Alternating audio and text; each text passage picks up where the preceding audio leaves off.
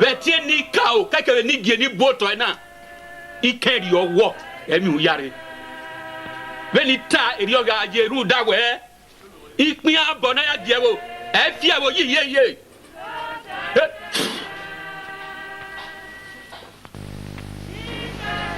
ama shewon lese Kpere, What is the problem? Kpere, I told you not to make trouble with the Benin people. It's like I'm hearing the sound of war over there. I don't want the Benin people to cut off my head. Togba, if the Benin people will come, they will cut off your head. I'm not ready for that, Togba. Mamura, I take a malo. I'm not the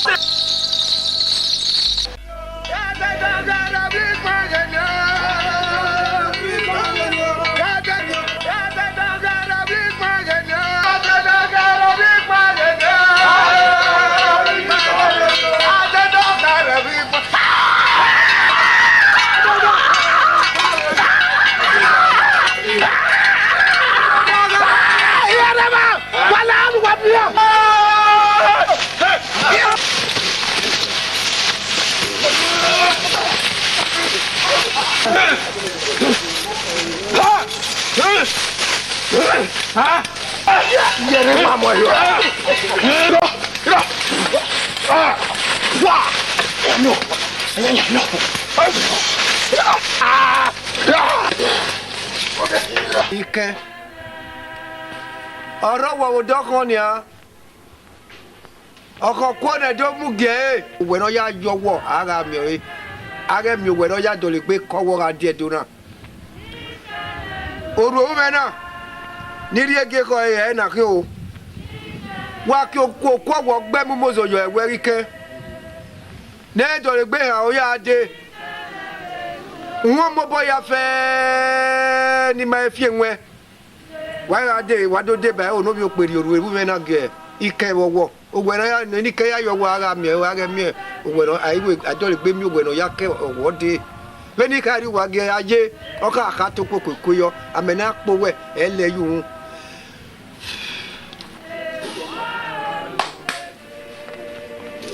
Mamura, Ewo.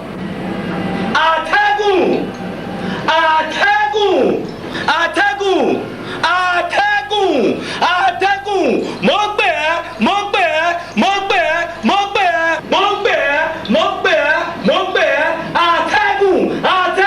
Atẹ́gùn.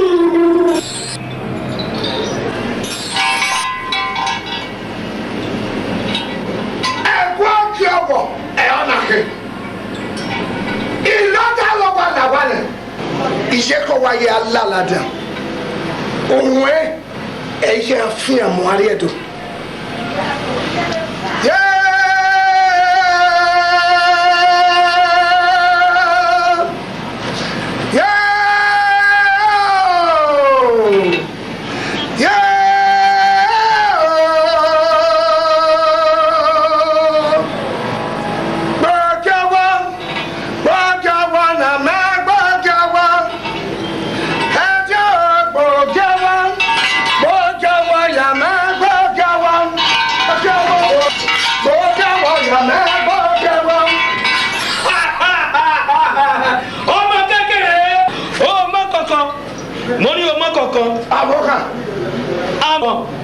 You don't know anything yet. Emi lọ sọ bẹ́ẹ̀. Emi olùmíjẹ́sọ̀ nípò. Ọlọ́wọ́ fọwọ́. Emi lọ sọ bẹ́ẹ̀. Wọ́n ti sẹ́nu máa ń mú díà.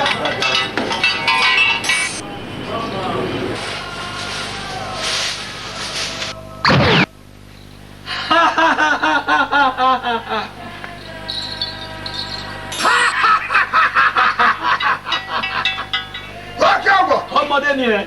Ẹ máa ń lẹ́sẹ̀. Ima kama we obedore ne obuka sudubu Ya na woka gbapata bobu. Imaka mawe. Oboka mase no sagwa pata ona sa. Iga fiera no we. Ogbe. We.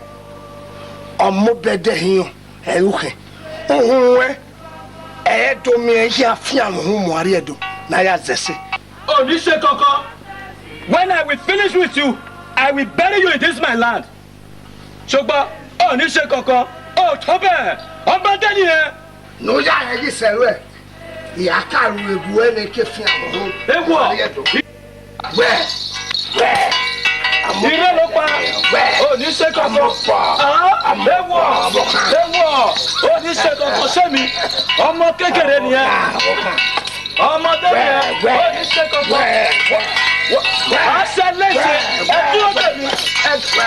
dúró dè mí, máa ṣe léṣe, ìwọ, èmi ọlọ́wọ́ fọ̀wọ̀, ó mọ kankan, máa ṣe léṣe, ẹ̀jẹ̀ kí n ṣe léṣe, olójú olórí burúkú, èmi, máa ṣe léṣe, máa ṣe léṣe.